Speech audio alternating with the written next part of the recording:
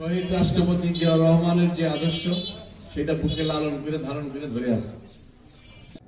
তারপরেও আপনারা শুনে হয়তো খুশি হবেন যে ওই দক্ষিণ অঞ্চলে নোয়াখালী, কুমিল্লা, বরিশাল অঞ্চলে যে জটিলতা, তা সে তুলনায় মূলত কিছুই না রে ভাই, কিচ্ছু না। খালি এটা একটু একটু একটু পরস্পর একটু মানে অবিশ্বাস হয়ে আছে। এছাড়া ওখানে অন্য কিছু কথা। আমি গত 3 দিনে আমি যে রেসপন্স পেলাম বিভিন্ন নেতৃবৃন্দের কাছ থেকে, জনগণের কাছ থেকে, এটা আমার কাছে মনে হয় 1 মাসের মধ্যে সমস্ত কিছু শেষ করে ফেলা সম্ভব।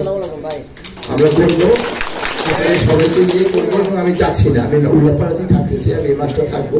এই মাস কি আমি উল্লাপাড়াতে থেকে যাবো যতদিন পর্যন্ত আমাদের পরিবেশটা শিয়ানো হয়। মাঝে মাঝে আমি ঢাকা যাবো, যেহেতু বিভিন্ন কাজ থাকে আমার এই জন্য।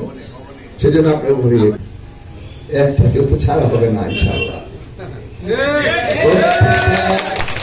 প্রত্যেকটা কাজের হিসাব হবে, হিসাব নেব আমরা।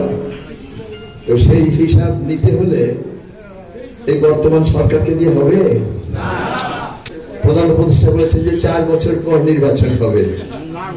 শুনি না, শুধু দেখছেন নাকি আপনারা? আচ্ছা, যাই হোক, ভালো হলো। হ্যাঁ, আচ্ছা, দেশের সংস্কার কিরকম করে হবে? এটা কি আফগানিস্তানের তালেবান স্টাইলে হবে, নাকি আমেরিকান স্টাইলের উদার নীতিতে হবে, নাকি ইন্ডিয়ার বিজেপির মতো হিন্দুত্ববাদী রাষ্ট্রের মতো হবে? এটা এই দেশের জনগণ ঠিক করবে। তুই কে দেবো?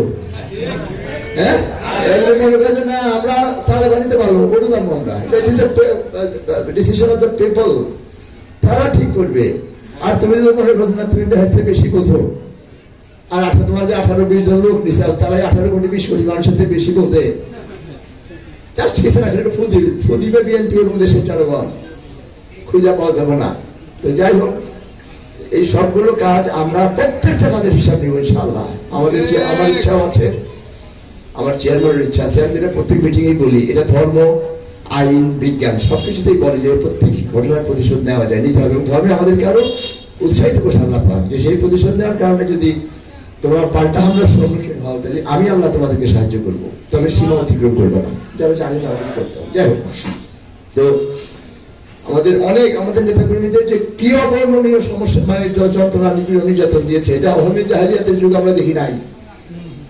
তখন শুধুমাত্র মেয়েদের, শিশুদেরকে, নারী বাচ্চাদেরকে কবর দেওয়া ছাড়া আমার মনে হয় তারা নিজেরা তো এরকম গোত্রে এরকম হানাহানি, খারাপ গোড়াখুলি এরকম করে প্রশাসন দিয়ে বাইয়ে দিয়ে। তো কাজেই আমরা ওইটা ছাড়বো না।